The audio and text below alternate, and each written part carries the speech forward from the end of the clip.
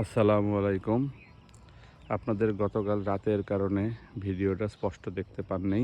এই যে দেখেন পুরাতন ক্ষেতের জমি। এই জমির কর্নার থেকে সাথে একটা খাল আছে। খালের পাড় থেকে মানে কিছু ভূমি সন্ত্রাসীরা খাল খননের পরে যে কিছু মাটি খালের পাড়ে রাখা হয়েছে, ওই মাটিটা নেওয়ার উদ্দেশ্যে মানুষের ওখান থেকে অল্প একটু মাটি নেয়, আর ম্যাক্সিমাম মাটি মানুষের জমির ক্ষেত থেকে নিয়ে যায় এবং মানুষ যে ওই মাটিটা দিয়ে তার খাল পাড়ের বাঁধটা বেঁধে রাখছে, যে বাঁধ হিসেবে যেন ভবিষ্যতে বন্যা হয়ে এই জমিটা নষ্ট না হয়।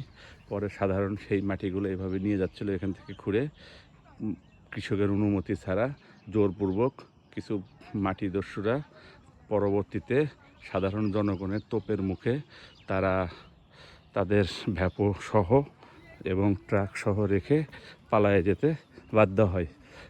আমি প্রশাসনের উদ্দেশ্যে বলতে চাই, তাদের এখানে আসা উচিত এবং সাধারণ জনগণের সহযোগিতা করা উচিত। আদারওয়াইজ এইসব গ্রাম্য পরিবেশে ভবিষ্যতে বড় ধরনের একটা দুর্ঘটনা ঘটতে পারে, যে দুর্ঘটনার জন্য পরবর্তী আমরা সমাজের শিক্ষিত লোক এবং আমরা যারা সমাজের বলি যে আমরা সমাজের সেবা করতে চাই বা আমরা সমাজের উন্নতি চাই, তারা আসলে মানসিকভাবে দায়বদ্ধ থাকব।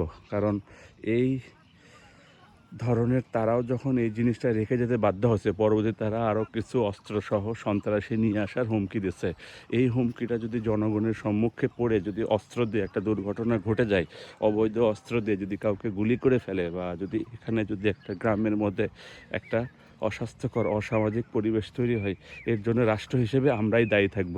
যেহেতু আমরা আগেই জানি যেখানে একটা দুর্ঘটনার সম্ভাবনা আছে, সো আমার প্রশাসনের কাছে রিকোয়েস্ট, এই দুর্ঘটনা থেকে সাধারণ জনগণকে রক্ষা করা উচিত।